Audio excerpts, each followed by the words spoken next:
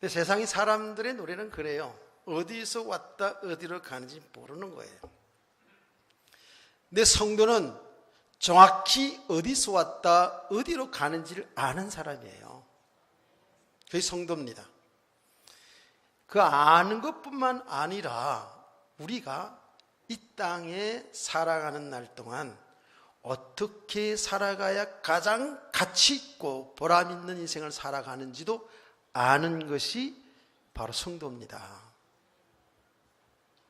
세상에 그 어떤 사람도 다 한 번은 가게 돼 있죠. 한 번 죽음이라는 것을 맞이하게 되어 있습니다. 그 최희준 선생님께서는 서울대 법대를 나오셨는데 가수를 하셨어요. 그래서 그 당시에 참 엘리트 가수다라고 굉장히 사람들에게 관심이 있었고 굉장히 훌륭한 가수였어요. 또 한때는 그분이 국회의원도 하셨죠. 국회의원도 하시고 그렇게 살으셨어요. 어쨌든 그분이 살은 인생이 있거든요. 그래 그분의 내막은 다 잘 알지 못하지만 가수로 살았고 그리고 국회의원도 하셨고 이렇게 그의 삶의 행적을 이 땅에 남겼습니다. 저와 여러분도 똑같겠죠. 여러분과 제가 이 땅에 사는 날 동안에 어떤 사람으로 어떤 삶을 살았느냐라는 것이 여러분 가문 속에 혹은 우리 교회 역사 속에 당연히 기록이 되겠죠. 근데 우리 성도들은 그것뿐만 아니라 우리들의 지금 이 땅에서 살아가는 날 동안에 모든 삶이 그게 여러분 좋은 삶이든 안 좋은 삶이든 다 어디에 기록되냐 하면 하나님 나라의 책에 기록이 된다니까요. 제 얘기가 아니에요. 성경의 요한계시록 20장에 보면은 저와 여러분의 이름이 예수 그리스도 믿는 저와 여러분의 이름이 하나님 나라의 생명록에 다 기록이 되어 있습니다. 그래서 제가 이런 표현을 하지 않습니까?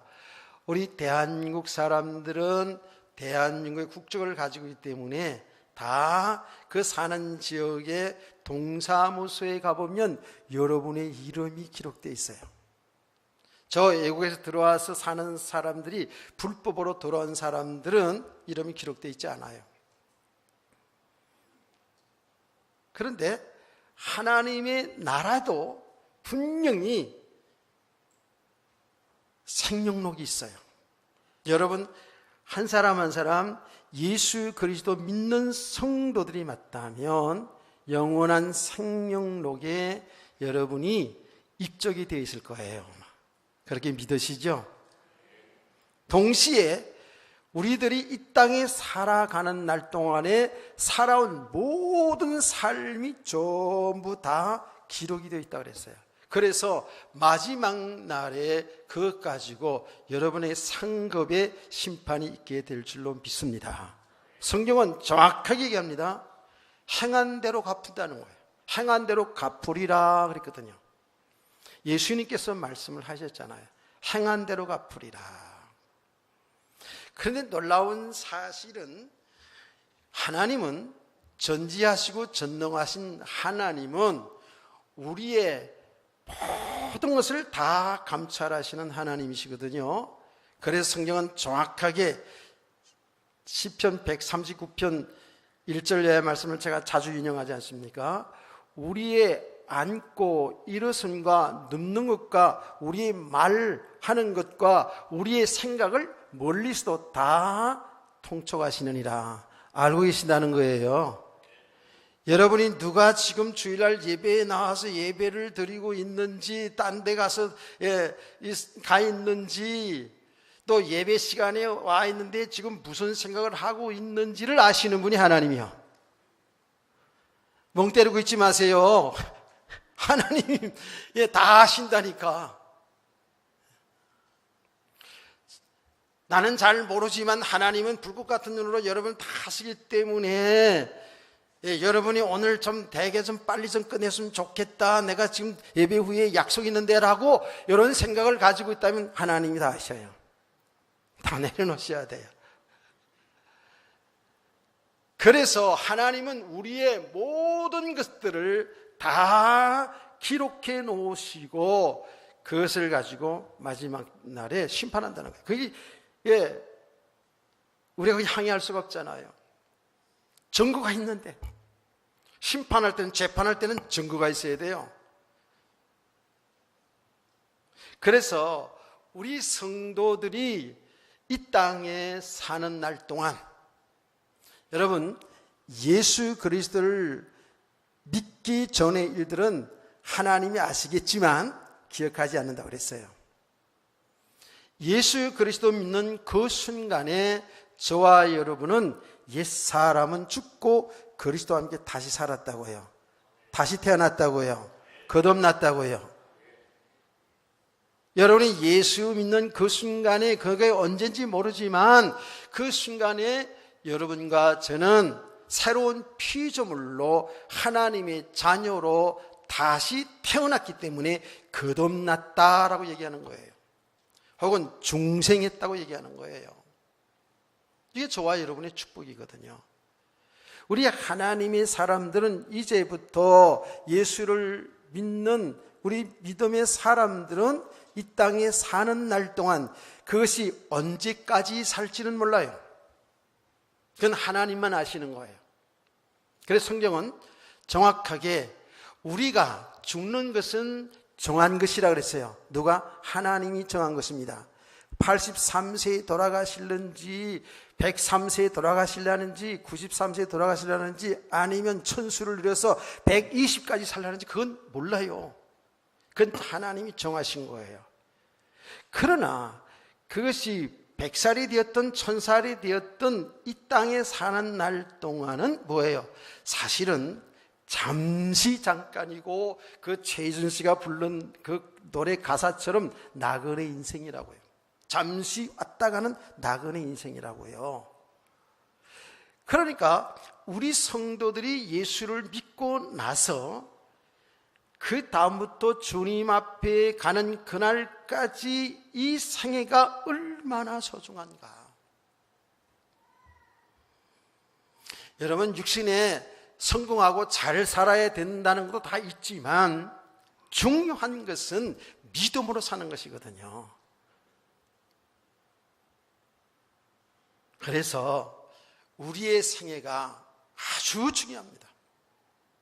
예수 믿고 구원받은 성도들 이 땅에 사는 삶이 아주 중요합니다. 제가 여러분 얘기했지 않습니까? 우리가 예수 믿는 것이 당장 멸망 가운데 있는 우리가 거기에서 빠져나서 구원받는 것, 하나님의 자녀가 되는 것, 이것으로 끝나면 저와 여러분은 하나님이 예수를 믿자마자 데려가는 것이 맞아요. 그렇죠? 예수 그리스도를 믿으면 데려가고, 믿으면 데려가고, 이렇게 하면 더 좋겠죠. 왜 그렇습니까? 영원한 하나님 나라가 있으니까요. 다시는 슬픔도 아픔도 고통도 죽음도 없는 그 나라가 우리에게 약속되어 있기 때문에 그렇습니다. 아멘이시나요? 이게 우리의 믿음 아닙니까? 우리는 그 나라를 지금 막연하게 생각할 수가 있거든요. 아니에요. 성경은 쫙 얘기한다. 그 나라가 약속되어 있다니까요. 우리는 사실은 이 땅에 사는 날 동안에 그 나라를 소망하며 사는 거거든요. 우리 성도들의 삶이요. 근데 구원이라는 것은 단순히 그렇게 멸망 가운데 인간을 죄에서 해방시켜서 구원, 영원한 생명 주시는 것으로만 끝나는 것이 아니라 우리 성도들이 이 땅에 두시는 것은 하나님이 또 다른 계획이 있다고 해요. 여러분이 이 땅에 사는 날 동안에 하나님의 나라의 축복을 누리기를 원합니다.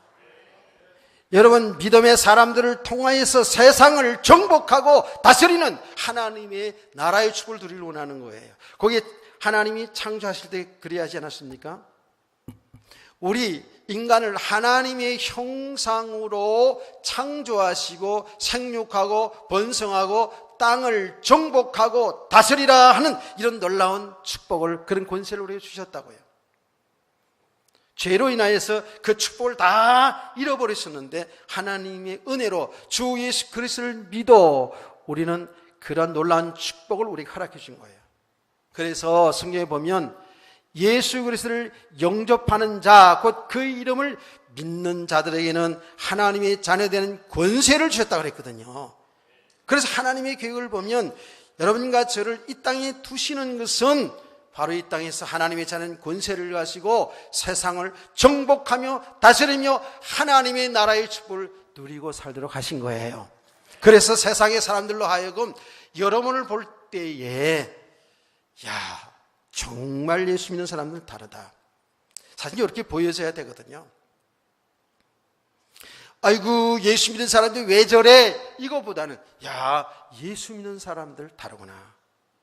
여러분의 가정에서 여러분 자녀들이 부모를 볼 때, 부모가 자식을 볼 때, 남편이 아내를 볼 때, 아내가 남편을 볼 때에, 세상의 사람들이 여러분을 볼 때에 뭐가 달라?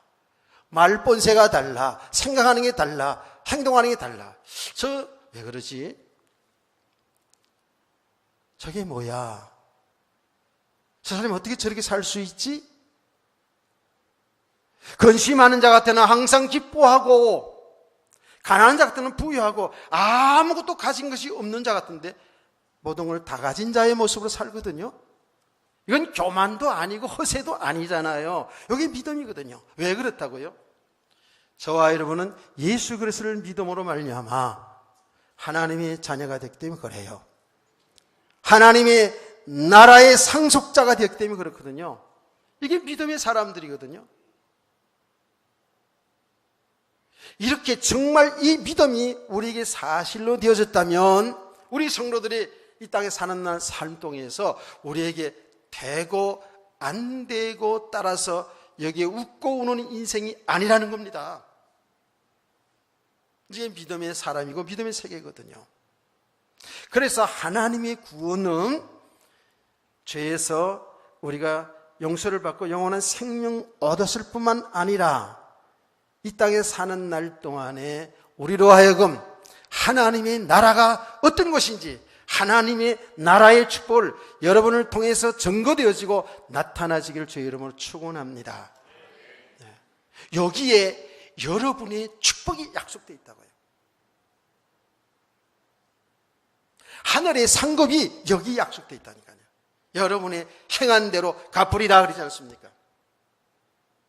그거는 아마도 이 땅에서도 그럴 수 있고 하나님 나라에 들어갔을 때 반드시 그 행한 대로 상급이 약속되어 있어요. 그런데 이 땅에 사는 날 동안에는 육신에 보기에 어떤 육신적으로 큰 축복 상급, 이거를 기대해서는 안 돼요. 하나님은 우리에게 그러한 육신의 축복의 성공도 있지만 하나님의 사람들에게 있어서 엄청나게 고난도 있거든요.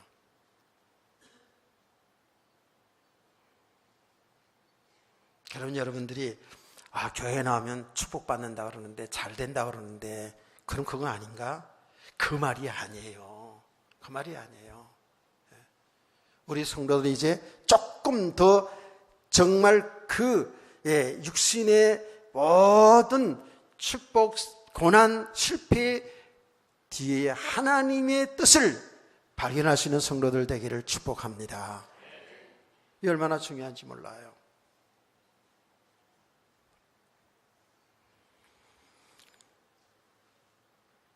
우리 성도들은, 정말 믿음의 사람들은 육신에 되어진 것, 안 되어진 것 때문에, 이것 때문에 좌우로 치우쳐는 안 된다는 거예요. 그 모든 것들을 통하여서 우리는 이게 아니구나, 이 세상의 성공이 높은 사람 되어지고 그리고 많은 것을 소유해야지만 성공, 축복이 그게 아니구나.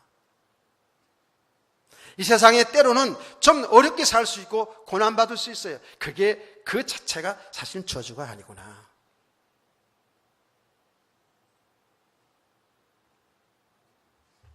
우리는 이 모든 것을 통해서 살아계신 하나님 아버지를 믿고 그분과 함께하는 삶을 살아야 될 줄로 믿습니다. 여기 이제 신앙생활이고 하나님 나라의 축복을 누리는 삶이거든요. 그래 정말 우리 성도들이 이 땅에 살아가는 날 동안 그야말로 짧은 인생이거든요. 짧은 인생. 아주 중요하죠. 이거 소중하게 얘기해야 돼요. 우리의 하나님 나라를 소망하고 사는 사람들일수록 정말 믿음의 사람일수록 이 땅에 사는 날 동안에 주어진 삶을 아주 소중하게 생각해야 돼요. 여러분의 개인의 인생 소중하게 생각해야 돼요. 여러분은 어떤 존재인 줄 아십니까? 하나님은 말씀하시기를 천하와도 바꿀 수 없는 존재라는 거예요. 믿으시나요? 제가 이렇게 늘 얘기하면 목사님 설교니까 그렇게 얘기하는 것 같아가지고 제가 한번 시키잖아요. 여러분 옆에 있는 분에게 한번 그렇게 말해주세요. 당신은 세상에서 가장 존귀한 사람입니다. 하세요.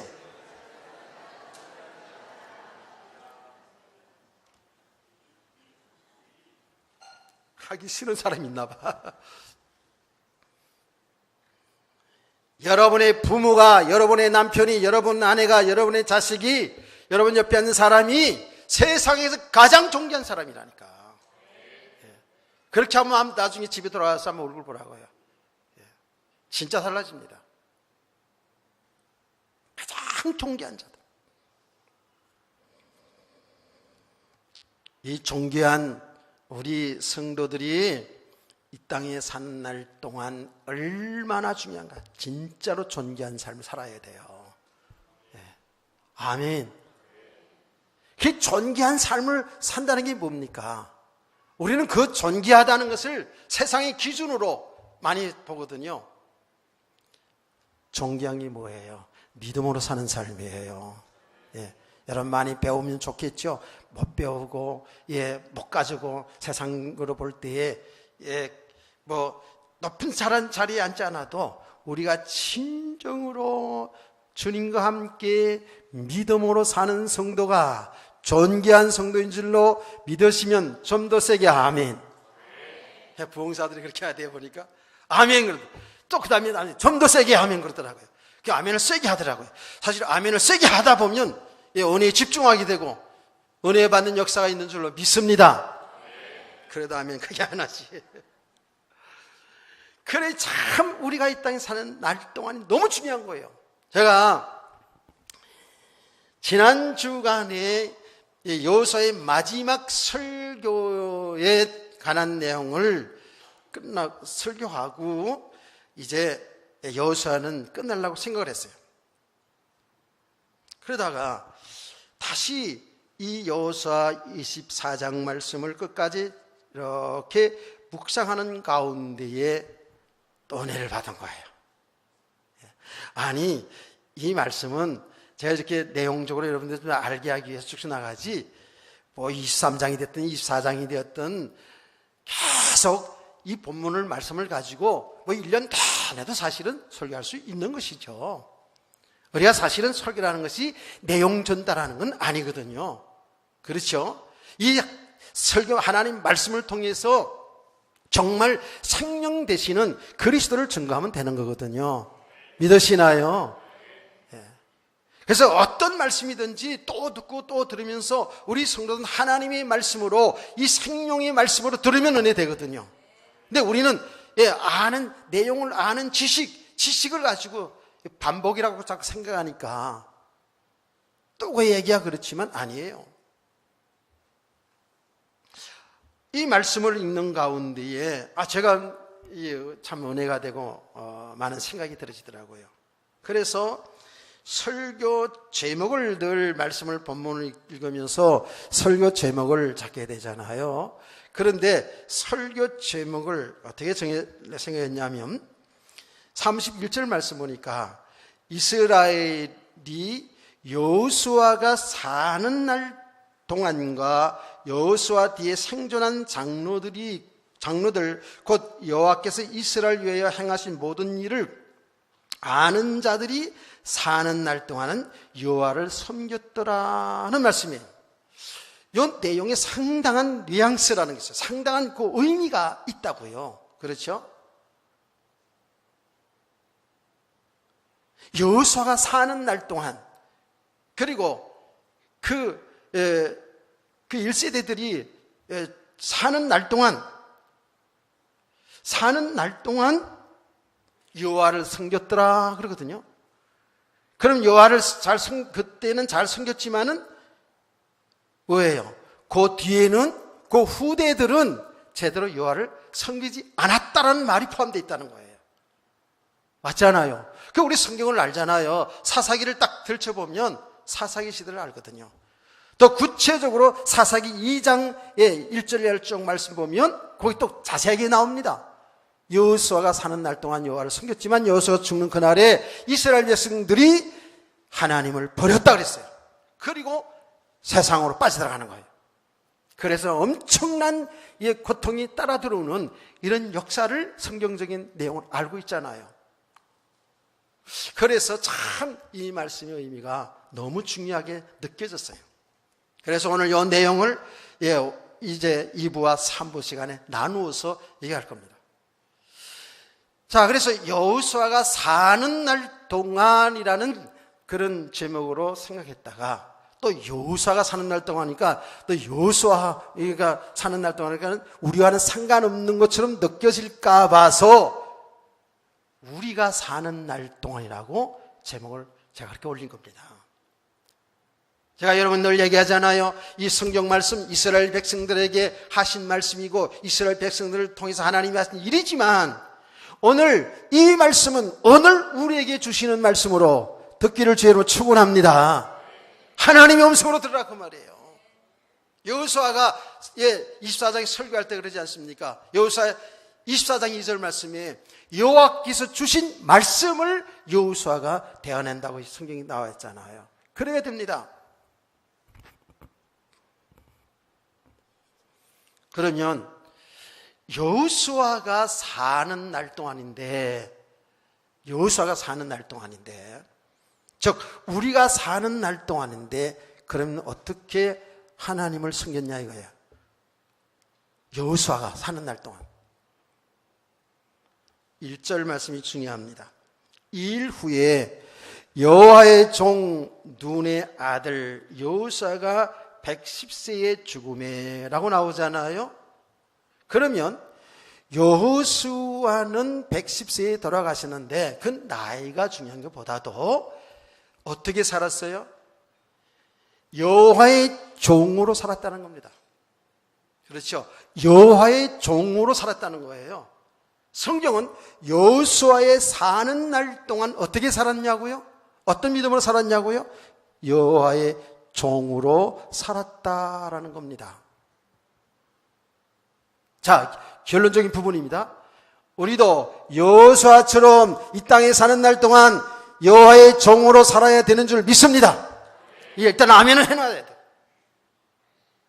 여호수아의 종으로 살았다는 거예요.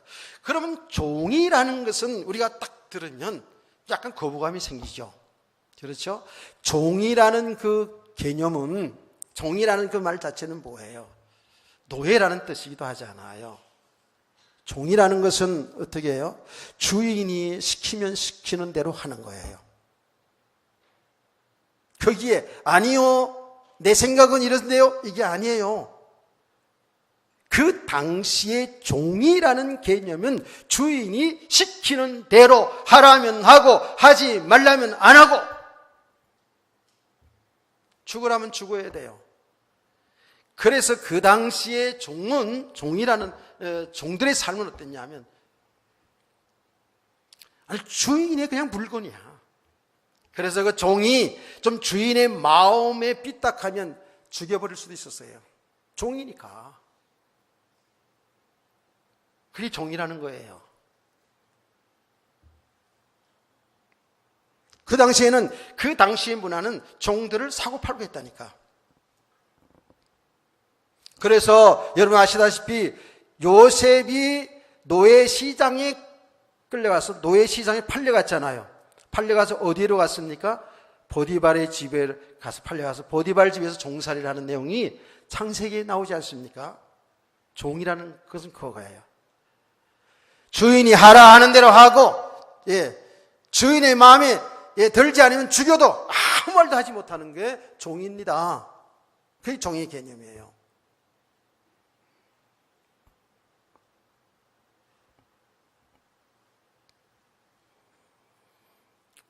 그 종이라는 그 개념 자체가 우리에게는 이런 거부감이 있을 수가 있어요. 그런데 기꺼이 여호수아는 여호와의 종이라는 거예요. 종으로 살았다라는 거예요.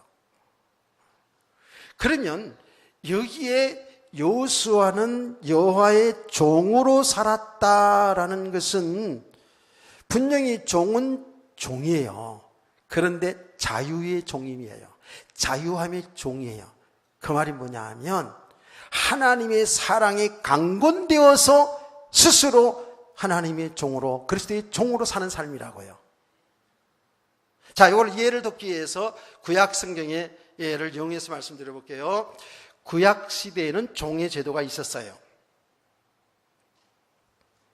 그래서 출애굽한 이스라엘 백성들에게 종에 대한 규례를 정해준 거 있어요. 그게 출애굽기 21장 1절에서 11절 말씀이고, 신명기에도 보면 그 부분에 더 보완되어서 신명기 15장 12절에서 18절 말씀에 나와 있습니다. 그게 이제 종을 사왔어요. 노예시장에 종을 사왔다고요. 종을 사와서 종을 부려요.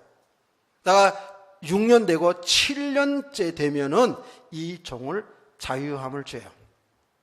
그동안 고생 많았다. 그 자체도 의미가 있어요. 그렇죠? 고생을 많았다. 그리고 이제는 자유의 몸으로 풀어줘야 돼요. 이게 하나님의 가르침이었어요.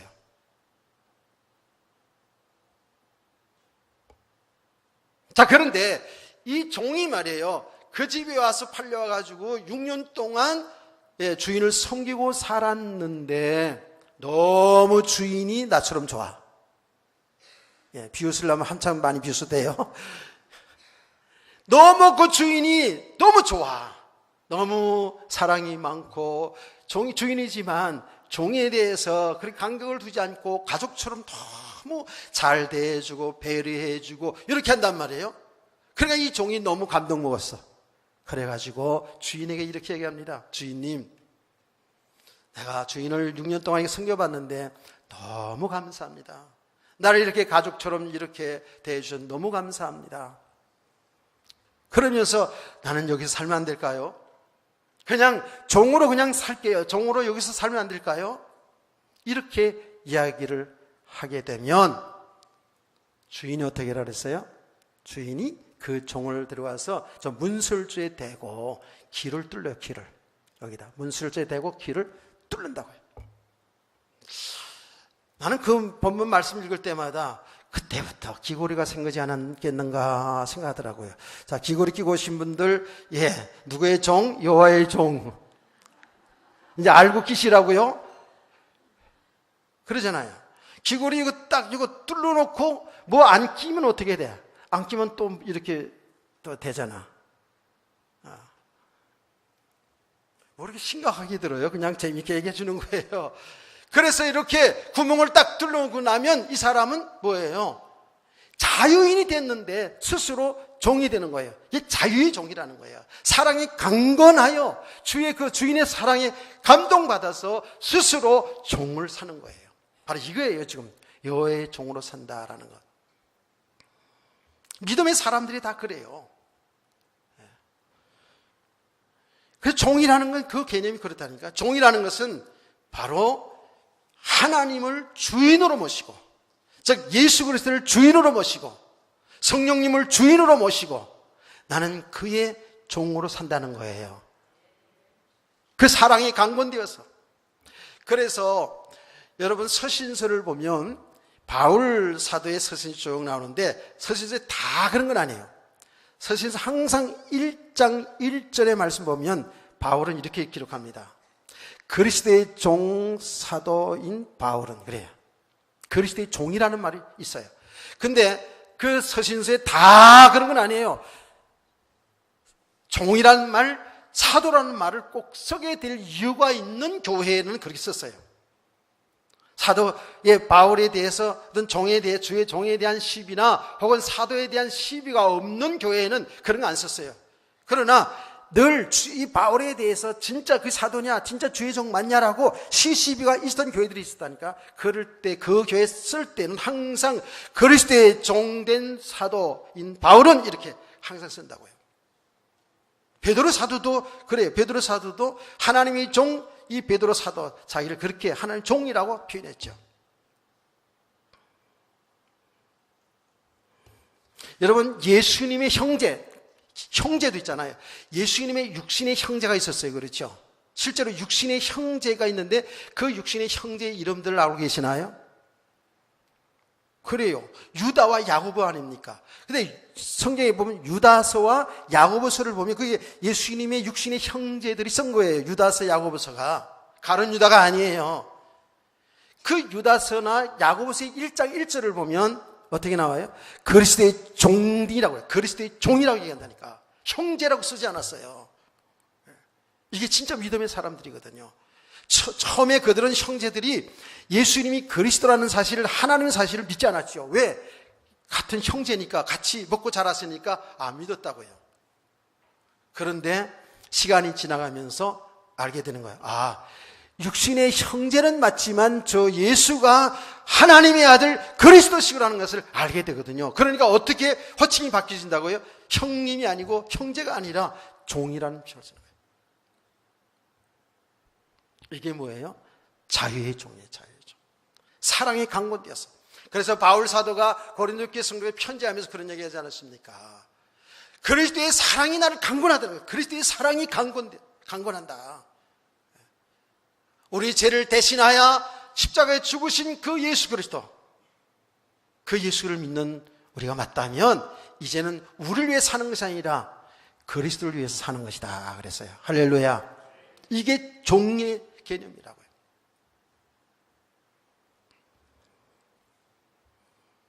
제가 일부 예배에서는 갈라디아서 2장 2절을 암송을 시켰는데 여러분 암송하지 않아도 알지 않습니까? 우리의 신앙 고백은 온전히 예수 그리스도를 주인으로 모시고 사는 삶이에요.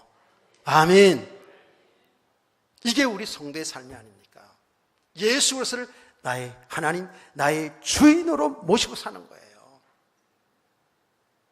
이게 우리의 사는 날 동안, 우리 이 땅에 사는 날 동안 우리의 믿음 생활인 줄 믿습니다. 여러분이 주인이 아니에요. 남편들이요, 여러분의 가정의 주인 노릇하지 말고 여러분의 가정의 주인은 예수 그리스도를 믿으시기 바랍니다.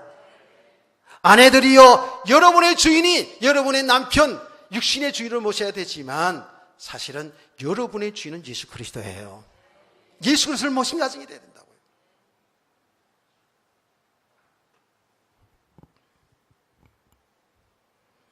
우리 성도의 신앙생활이 이 부분이 제대로 안 되기 때문에 신앙생활에 갈등이 되는 거예요.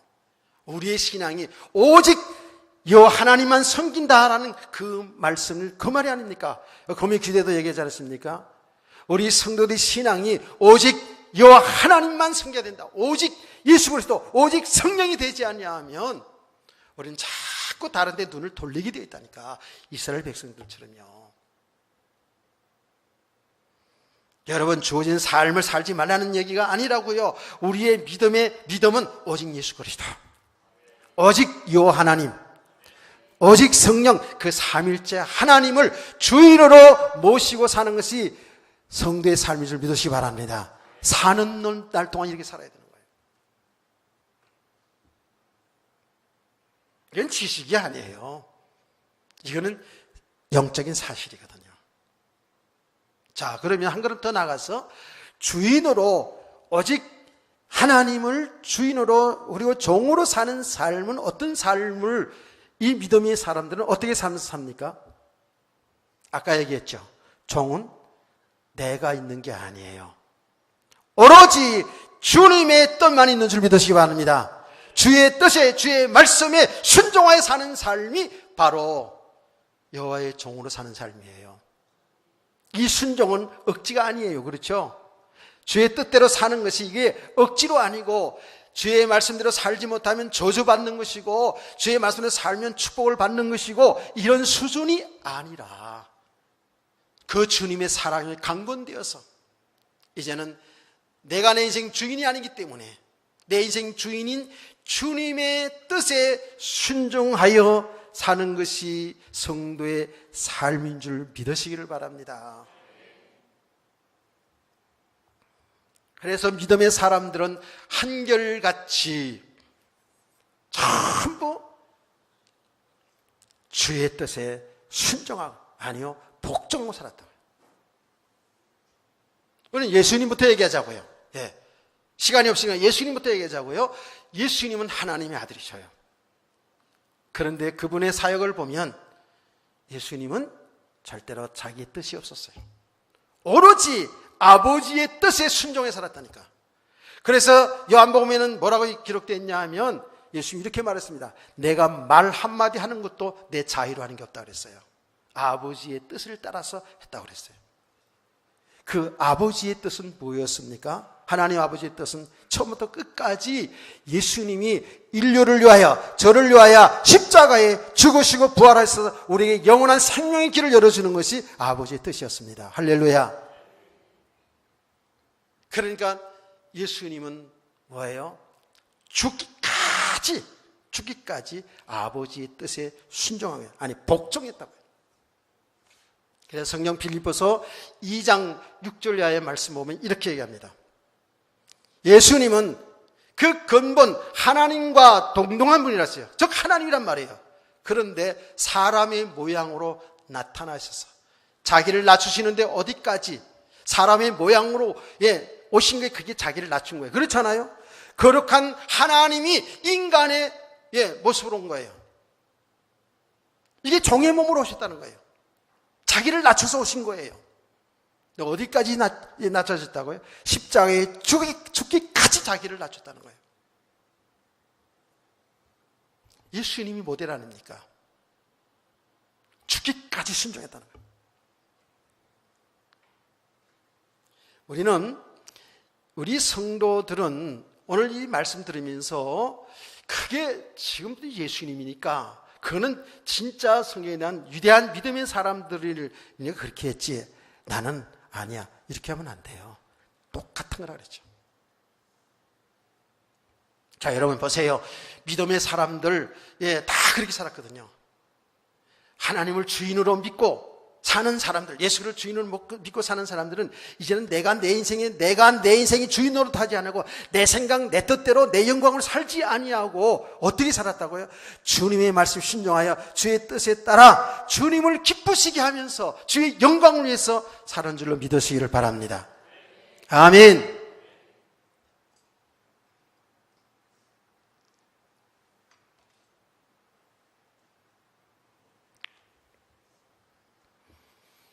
여러분, 노아의 인생을 알잖아요. 노아. 하나님의 뜻은 뭐예요? 죄악 가운데 있는 그 백성들을 심판하려고 합니다. 그때 사는 길을 열어주시는데 노아를 통해서 방주를 만들게 합니다. 그게 아버지의 뜻이었어요. 여기에 하나님의 뜻이었다고요. 노아는 은혜를 받은 자요, 믿음의 사람이었어요. 비를 내려서 이 땅을, 인류를 심판하게 하겠다는 하나님의 말씀을 믿었어요. 그게 하나님 뜻이었어요. 120년 동안 자기 아들 가족을 데리고 그 어마어마한 배를 지지 않았습니까? 그게 얼마나 희생이 따랐고 어떤 헌신이었는지 알겠죠? 사람들의 비난을 얼마나 받았습니까? 노아는 당당하게 사람들에게 얘기했습니다. 우리 너무 죄악 가운데 살고 있습니다. 하나님이 심판한다고 합니다. 하나님께서 방주를 지어서 방주 안에 들어오는 사람 산다고 얘기했을 때에 사람들은 얼마나 비웃었겠어요. 그러나 묵묵히 방주를 지었습니다. 그게 여호와를 섬기는 사람들이에요. 그게 여호와의 종으로 사는 사람들이에요.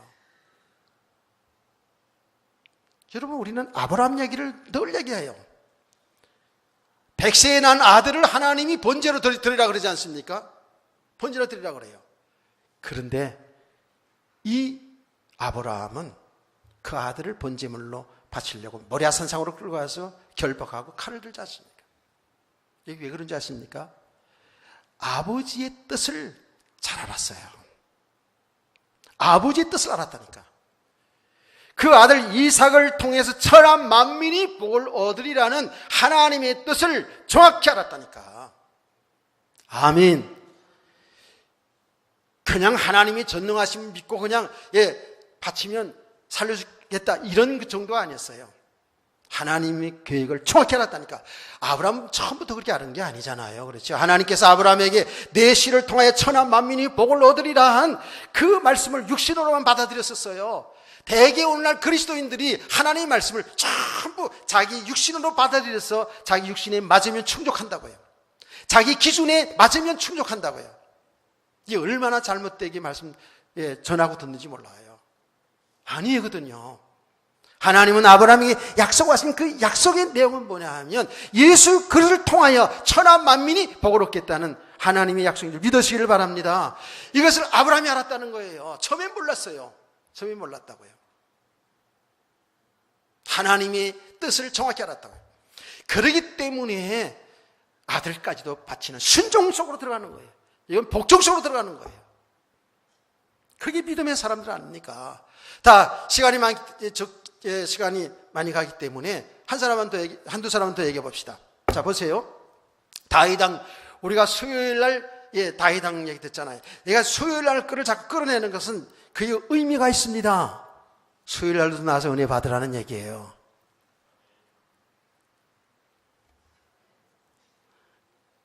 가능하면 수요일날 다 직장 나가고 사업하고 그러기 때문에 다 바쁘죠. 그런데 하여튼 가능하면 여러분 가장 삶의 우선순위를 일단 예배해 두세요. 예배해 두세요. 성질이 참 고약한 데가 있어. 아멘을 안 하고 안 받는 것 같으면 내 속에는 오늘 세게 더 길게 해야지 막 이런 죄성이 막 올라오려고 그래.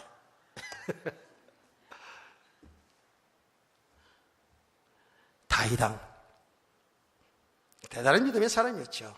근데 그 믿음의 내용이 뭔지 아십니까? 나중에 많은 과정들이 있었어요. 진짜 하나님의 살아계신 믿고 단순한 믿음 속에서 어릴 때 벌써 골리앗장을 이게 이기고 다 그러잖아요. 그렇죠? 그런데 가면서 뭐라 그런지 아세요? 하나님의 뜻을 정확히 알았어요. 그 하나님의 뜻은 뭐였습니까? 성전을 건축하는 거였죠. 성전 건축하는 건 단순히 이 건물 짓는 게 그것이 아니라는 걸 알았어요. 성전, 구약의 성막이나 성전은 다 누구를 예표하는 것이라 그리스도를 예표하는 거예요. 아멘. 그래서 이 다윗 왕은 하나님의 뜻이 뭐냐? 그 후손으로 오실 시 그리스도를 통해서 인간을 구원하시는 거예요. 그리스도를 통해서 단절됐던 우리가 하나님과 함께하는 축복을 누리게 해주겠다는 거예요. 그게 성전입니다. 성막입니다. 성막 성전에 가는 건 뭐예요? 피제사를 드리고 죄 용서받고 하나님과 함께하는 축복을 누리는 것이 성막 성전 아니겠습니까? 믿으시기를 바랍니다. 지금 제가 이렇게 소리 높이 하는 얘기 내용이 뭔지 아세요? 하나님의 뜻은 뭐냐? 예수 그를 통하여서 우리가 영원한 생명 얻는 것이고 이제는 하나님과 함께하는 하나님 나라의 축복을 누리게 하는 것이 하나님의 뜻이에요. 아멘. 그러니까 다윗이 어떻게 했습니까? 자기의 전 재산을 다 들여서 성전 건축하는 데 헌신한다니까. 여러분, 성전 건축한 것만 복 받는다 이런 수준이 아니라니까. 그 성전 건축 운동이 뭐예요? 지금 복음 운동이 생명 운동이 돼야 된다니까. 건축하니까 복 받는다 이런 수준이 아니에요. 성전 건축 운동, 그게 복음 운동입니다. 생명 운동이에요. 노아 방주 짓는 게 뭐예요? 노아 방주 짓는 그거 아니에요. 그게 생명 운동이에요. 노아 방주 안에 들어오면 산다는 거 아닙니까? 할렐루야. 이게 그리스도 운동이라니까. 그리스도 운동. 이게 아버지의 뜻이에요. 여기에 진짜 믿음의 사람들이 생명을 거는 거예요. 주의 종이 되었든 평신도가 되었든 간에 정말 여호와의 종으로 사는 삶, 그리스도를 주인으로 모시고 그의 뜻에 순종해 사는 것이 이게 바로 믿음의 사람들이거든요. 그래서 바울 사도는 어떻게 고백합니까? 자기는 그리스도의 종이라고 얘기하면서 이 은혜의 복음을 전가하려면 내 생명을 조금 더 귀함으로 여기지 않는다는 거예요.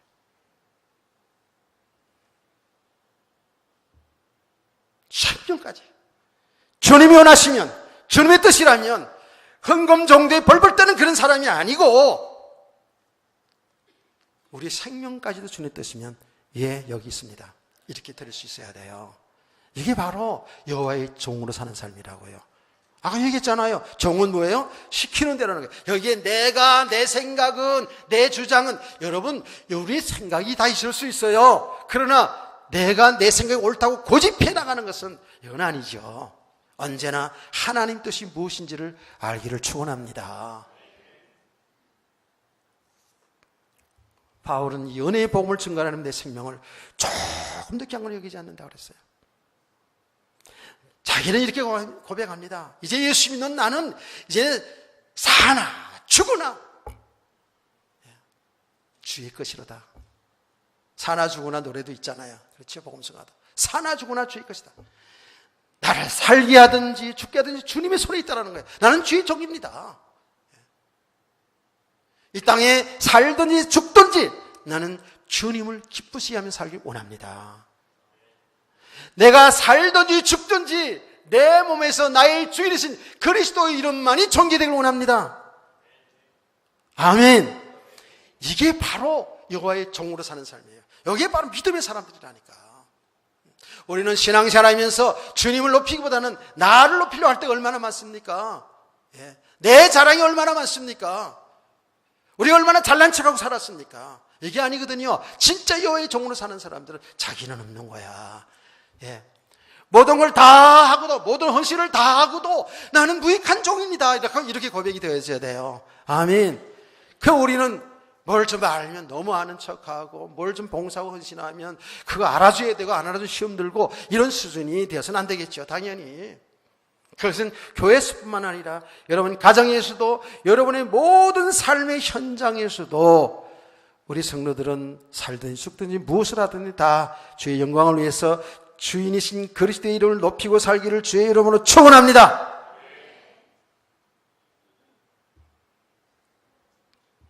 그래서 아내들이요, 조금 그리스도의 신부와 그리스도의 신랑 되신 신부 되신 우리 아내들이요, 성도들이요, 잘 들어야 돼요. 그래서 진짜 지혜로운 아내들은 남편을 높이게 돼 있어요. 그리스도 예수 안에서. 그게 하나님 질서잖아요. 남편들 너무 또 자만하고 그러는 그런 얘기가 아니에요. 남편들은 어떻게 됐다고요? 진짜로 여호와의 종으로 사는 사람들은 아내 사랑하기를 자기 몸처럼 사랑이 될 줄 믿습니다. 내가 늘 이렇게 설교를 하긴 하지만 나도 질려.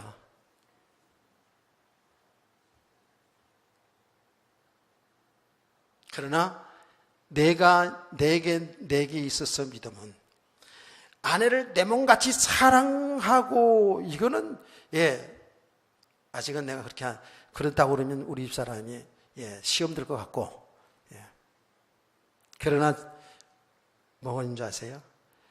존귀한 자랑을 알아요.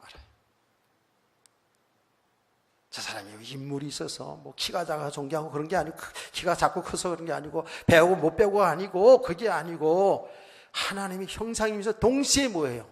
하나님의 뜻을 이루기 위해서 나에게 붙여진 동역자거든요. 할렐루야. 무시할 수가 없어요. 얼마나 존귀한지 몰라요. 너무 존귀하니까 없으면 자꾸 보고 싶어. 너무 존귀해가지고. 내가 믿음이 없어가지고 있잖아요. 믿음 없는 얘기할게요. 예. 자기 동생이 지금 병원에 입원해 있거든요. 그래가지고 23일 날 동생을 한데 뭐 밥을 싸가지고 예, 신방을 간대요. 말은 동생. 찝찝하고 이제 23일 태풍 분다는데 태풍 불어가지고 예, 날아갈 것 같잖아. 태풍 부는데 가다가 버스가 또 굴릴 수도 있잖아. 내가 얼마나 믿음 없는지 알겠죠? 태풍 부는데 가다가 있잖아요. 이 길을 가다가 병원 쪽으로 가다가 뭐가 휙 날라가지고 간판이 휙 날라가지고 저 아름답고 존귀한 저 여인을 어떻게 해치면 안 되잖아. 그래가지고 약간 걱정이 들어가지고 제가 뭐란 줄 다른 날 가면 안 될까? 이렇게 믿음 없어요.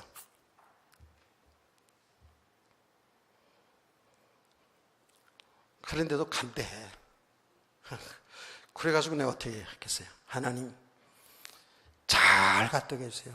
어떤 태풍이 불어도 버스가 안 넘어지게 하시고. 아니 그거는 내가 그렇게까지 기도는 안 해서 그런데 내 마음이 무사히 잘 갔다 오기를 기도했다고요.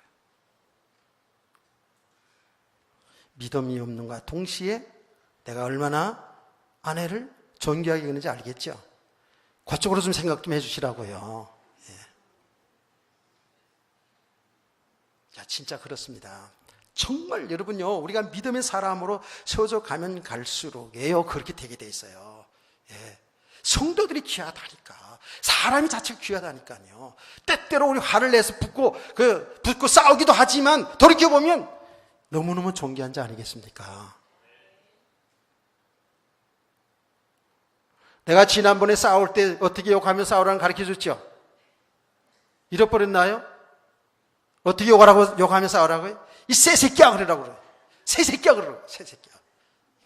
새새끼야. 북한 사람들은 그 말이 뭐라고요? 야, 미친 새끼야 그러대요. 미친 그 말이래. 남한의 남편이 북한 여자하고 지금 사는데, 지금 현실 얘기예요. 사는데 화가 나서 여자가 연상이더라고요. 예. 너무 철없이 노니까 야, 이 새새끼야 막 그러니까. 이 남자가 화가 나서 막 부르러 풀어 가다가 새새끼야 그러니까 그 말이 무슨 말인지 몰라가지고 멀뚱멀뚱하고 있는 거예요. 그래가지고 무슨 말인지 못 알아듣고 눈을 멀뚱멀뚱하고 있는 그 남편을 보니까 이 여자가 너무 웃겨가지고 막 웃었대요. 웃고 나가지고 화해를 했다고 그러더라고요. 자, 여러분들 싸울 때 어떻게? 에이, 존귀한 년아! 그렇게 써요.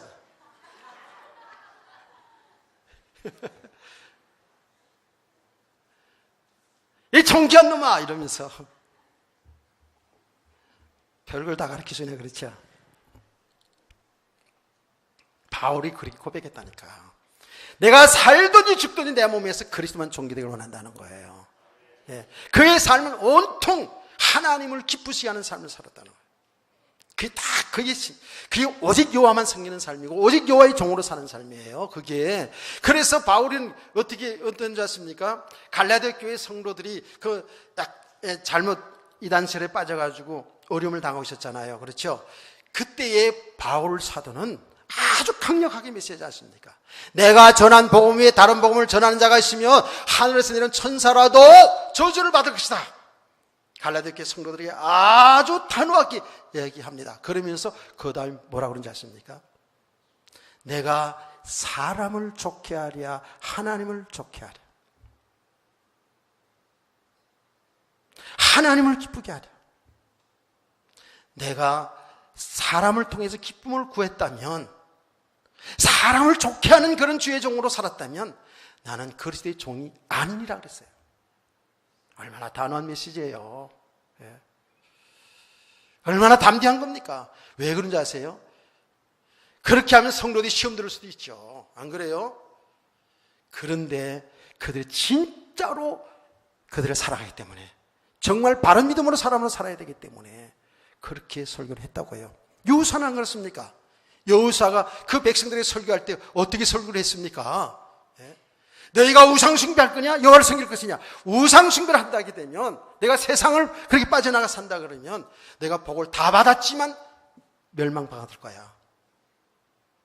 너희들이 다 우상을 숨겨 세상으로 간다 할지라도 나와 내 집은 오직 여호와만 섬기리라. 할렐루야. 이게 믿음이 있거든요.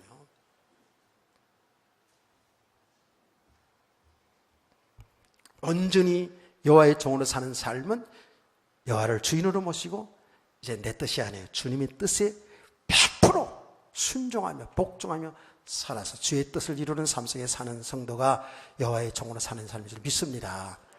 결론입니다. 그래서 우리는 이렇게 알고 와야 되잖아요. 이제 알잖아요. 그런데 우리가 이 믿음이 오직 하나님만 섬기려고 하는데 안 돼. 세상 환경이 나를 그만두지 않아. 막 염려 걱정 몰려 들어오고 사람들이 나를 힘들게 하고 될 것 같은데 안 되고 막 이런 것 때문에 우리 삶에 이루어지는 것, 나타나는 그 모든 일 때문에 우리가 얼마나 좌우로 치우치며 얼마나 갈등하며 속상해하며 염려 걱정하며 사는지 몰라요.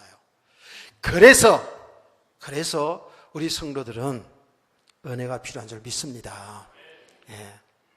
말씀이 필요한 거예요. 그래서 우리의 믿음은 뭐예요? 믿음은 말씀을 들으면서 우리 믿음이 생겨나는 거예요. 이 복음의 말씀을 들으면서 우리의 믿음이 자꾸 세워지는 거예요. 당장 지금 다 알지를 못해도 여러분 하나님의 말씀을 계속 이 복음의 말씀을 들으면 들을수록 근데 듣는 것, 전하는 것도 중요하죠. 어떤 메시지를 하는 것도 아주 중요하거든요. 그래서 하나님이 지금 주시는 생명의 이 복음을 들으면 들을수록 여러분은 잘 모르지만 저와 여러분 잘 모르지만 우리의 믿음이 세워가는 줄 믿습니다. 믿음이 자꾸 세워져 가는 거예요. 아멘. 믿음의 사람으로 세워져 가면 갈수록 어떻게 돼요? 믿음의 사람으로 세워져 가면 갈수록 우리는 모르지만 진짜 은혜를 잘 지속해 받고 있으면 우리는 믿음이 자랍니다. 믿음이 세워져 갑니다. 믿음의 사람으로 세워져 가면 갈수록 하나님을 알게 되고 하나님이 어떤 분인지를 알게 되고 하나님의 계획이 뭔지를 알게 되고 내가 누구인지를 알게 되고 내가 어떤 삶을 살아가야 하나님을 기쁘게 하는 삶을 살아가는지를 알게 될 줄 믿으시기 바랍니다. 여기 하나님의 은혜라는 거예요. 그래서 우리 귀한 성도님들 하나님의 은혜를 잘 받으시면서 잘 지속할 수 있기를 소원합니다. 기도 제목까지 쓸게요. 그래서 여러분들이 예배 나올 때 정말 하나님의 은혜를 하나님의 말씀을 하나님의 음성으로 잘 듣게 해달라고 기도하시고 오늘 이 복음을 전하는 주의 종들에게 이 복음의 비밀을 바로 알아 담대하게 전하기를 기도할 수 있기를 바랍니다. 아멘. 그래서 우리 모두 다 이 땅에 사는 날 동안에 여호와의 종으로 살아가는 귀한 성도들을 주의 이름으로 축원합니다. 오후 시간에는 우리 가정과 우리 자녀들을 한번 더 깊이 한번 생각해 보자고요. 찬송가 285장